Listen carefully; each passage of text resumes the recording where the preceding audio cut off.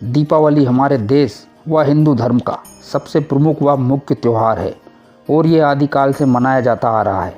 इसे संसार में प्रसन्नता, उत्साह व उल्लास का प्रतीक भी माना जाता है। हम सब यह तो जानते ही हैं कि इस दिन भगवान श्री राम अपने 14 वर्षों का वनवास समाप्त करके अपने भाई लक्ष्मण व पत्नी सीता के साथ अयोध्या वापस लौटे थे। भगवान राम के अयोध्या वापस लौटने की खुशी में अयोध्या वासियों ने पूरे अयोध्या में दीपों को प्रज्वलित कर व रंगोलियों को बनाकर अपनी प्रसन्नता व्यक्त की थी। तभी से इस दिन को दिवाली के त्यौहार के रूप में मनाया जाने लगा। पर क्या आपने कभी सोचा है कि जब ये त्यौहार भगवान राम के वापस अयोध्या लौटने की खुशी में मनाया जाता है, तो फिर दिवाली के दिन भगवान राम की पूजा की जगह माँ लक्ष्मी और गणेश की पूजा क्यों की जाती है? इसके पीछे का क्या है पौराणिक रहस्य? तो आइए इस वीडियो के माध्यम से जानते हैं इसके पीछे का पौराणिक रहस्य और कारणों के बारे में।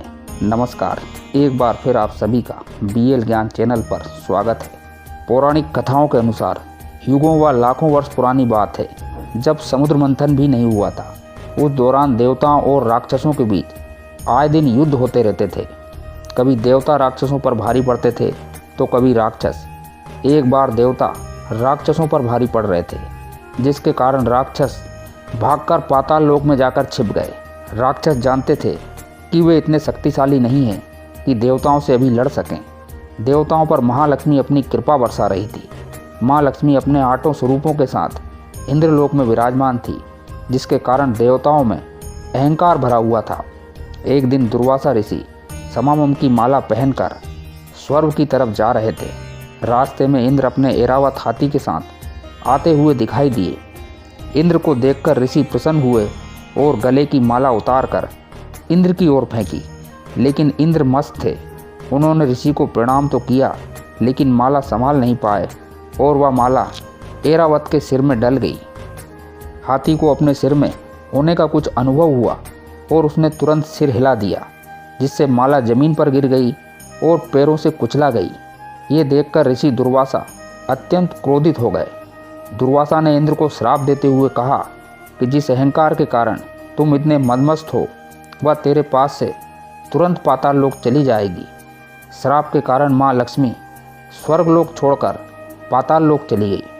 लक्ष्मी के चले जाने से इंद्र व अन्य देवता अत्यंत कमज़ोर हो गए। राक्षसों ने माता लक्ष्मी को देखा तो वे बहुत प्रसन्न हो गए। राक्षस अब बहुत बलशाली हो गए थे और इंद्रलोक को पाने की जुगत भिड़ाने लगे। उधर माँ लक्ष्मी के जाने के बाद इंद्र, देवगुरु बृहस्पति और अन्य देवताओं के साथ ब्रह्मा जी के पास पहुँचे। ब्रह्मा जी ने माँ लक्ष्मी को वापस बुलाने के लिए समुद्र मंथन की युक्ति बताई। देवताओं और असुरों के बीच समुद्र मंथन हुआ। हजारों साल चले इस मंथन में एक दिन माँ लक्ष्मी निकली। उस दिन कार्तिक माह कृष्ण पक्ष की अमावस्या तिथि थी। लक्ष्मी जी को पाकर देवता एक बार फिर से बलशाली हो गए। माता लक्ष्मी का समुद्र मंथन से आगमन हो रहा था। सभी देवता हाथ जोड़कर आराधना कर रहे थे। भगवान विष्णु भी उनकी आराधना कर रहे थे। इसी कारण कार्तिक माह कृष्ण पक्ष की अमावस्या के दिन माँ लक्ष्मी की पूजा की जाती है, साथ ही रोशनी की जाती है। लक्ष्मी के मध्य में कोई गलती ना कर दे, इसलिए सरस्वती और गणेश जी की भी पूजा की जाती है।